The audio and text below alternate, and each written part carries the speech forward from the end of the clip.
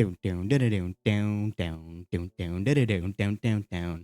Halloween, everyone. Welcome back to another episode of Minecraft Better Than Adventure. As you can see, I waited until sunset to record the intro because it is Halloween and we've got to record it at night. It's very spooky though, and I'm afraid of monsters, so I'm actually gonna go sleep now. As you can see, my character is dressed up as a Ghostbuster for this Halloween because I'm a huge Ghostbusters fan and I'm actually gonna be dressing up as one for Halloween this year, so it fits. I'm actually really happy with how this costume for my character turned out. This is part of a skin that I got on Nova Skin. I couldn't find who created it, but I overlaid it on top of my own skin, which took a lot of finicking to do so. And you can see it has a lot of things on it. If you look carefully, on my right side, I have that ghost detector. On the left side, I have the trap. On my back, I have the backpack with the tube that goes around. And then you can see where I actually hold the proton blaster. And then on my head, I have the goggles. So I have every bit of equipment I need to bust some ghosts.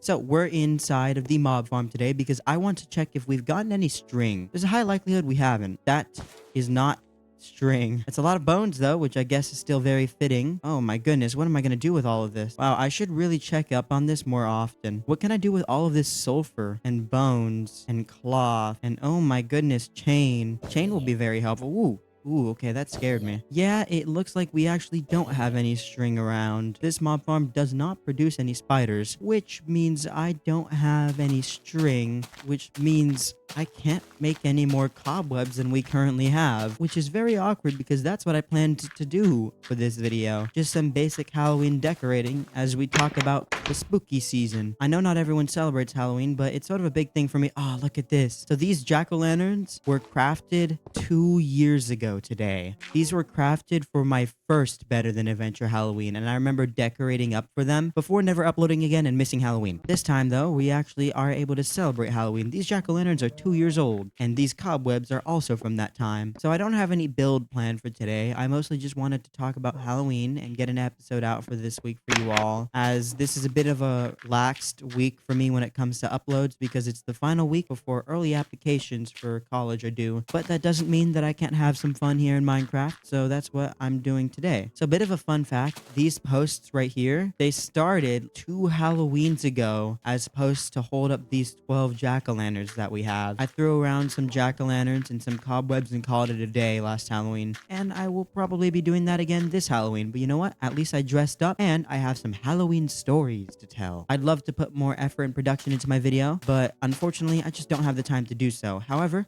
if you'd like to see an amazing Better Than Adventure Halloween special, I would highly suggest you go and check out Snowman64. He has a Halloween episode that is not yet out as of this video's recording, but it is absolutely amazing and you guys should go and check that out. For me though, I'm just going to be doing what I always do, just a chill talk with you guys as we celebrate some Halloween together.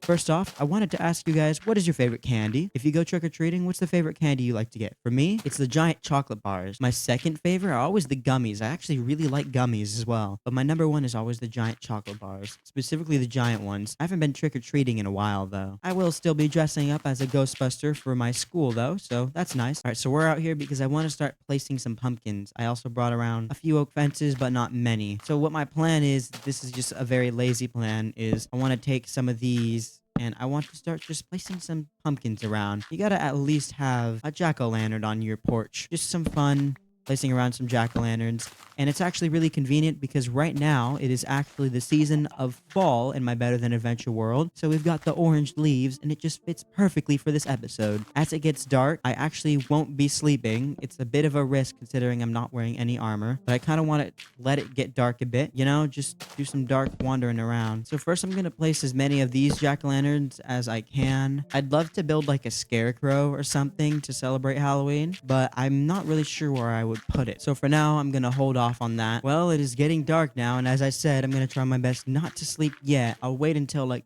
20 o'clock before I sleep.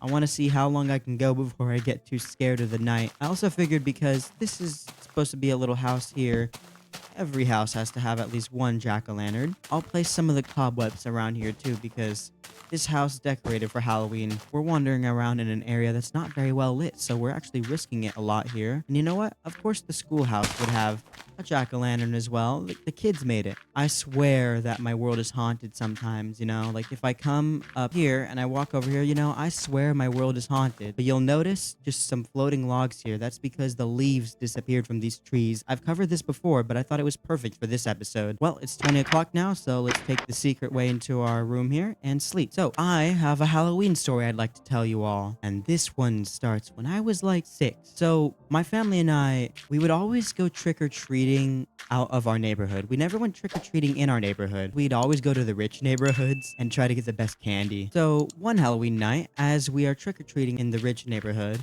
this one house has a spooky jump scare maze set up, and my parents let me and my brother go through. Keep in mind, we're like 6 years old. My brother was dressed up as Captain America. I was dressed up as a zombie. As we are going through this spooky maze and we get jump scares, I just jump back, you know, I just go, woo, and I just get scared. My brother, though, my brother is very defensive, and he grabs his shield and jams the kid in the face with it. Kid immediately started crying and had a bloody nose. Kid was like 6 years older than us. He was like 12, double our age, you know? After that, we were pulled out and we apologized, and it was really awkward. You know, I'm not really sure why I had to apologize. I had nothing to do with it. He scared the crap out of me, and I didn't fight back. My brother did. But yeah, that's just a funny story. All right, let's get some pumpkins in this area.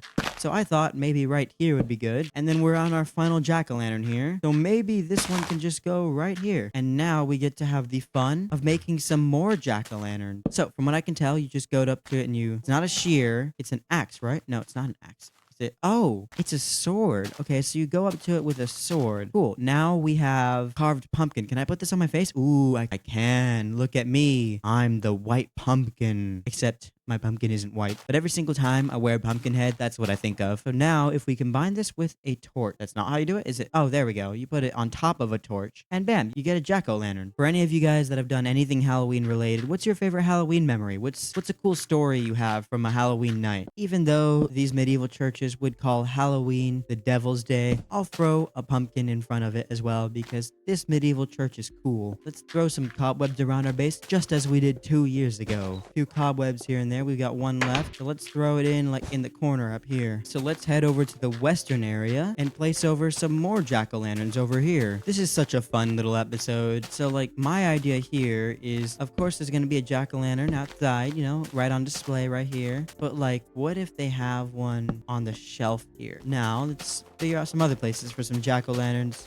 They probably have a jack-o'-lantern outside, you know? So let's come up with a ghost story for the execution area here. Why is there blood stains on the execution area? Who died here? Who was executed here? Were they innocent? Were they guilty? My idea would be that it was an innocent person who was hung here. They were framed by the person who lives in the branch house next door. And so now they permanently haunt the house. Kind of like the ghosts in the TV show I've been obsessed with recently. Ghosts. See, that was a great transition to one of the topics I have written down on my notes. I've been really obsessed with this TV show recently called Ghosts. I think it's on CBS. And specifically, I really like the US version. The UK version is also super funny. It's a series where a woman gets in a nearly fatal accident from falling down the stairs, and now she can see ghosts. And these ghosts are confined to the mansion she just moved into that she inherited. And so the idea is that, by the way, there should definitely be like a pumpkin in here. The idea is that the ghosts can't be seen by anyone except the main character, Sam. And so she almost seems schizophrenic to outdoor people, but the ghosts are real and they prove it with ghosts like interacting with objects and having different powers and stuff. And it's just a really interesting comedy series that actually has a decent story as well. And you know, speaking of ghosts,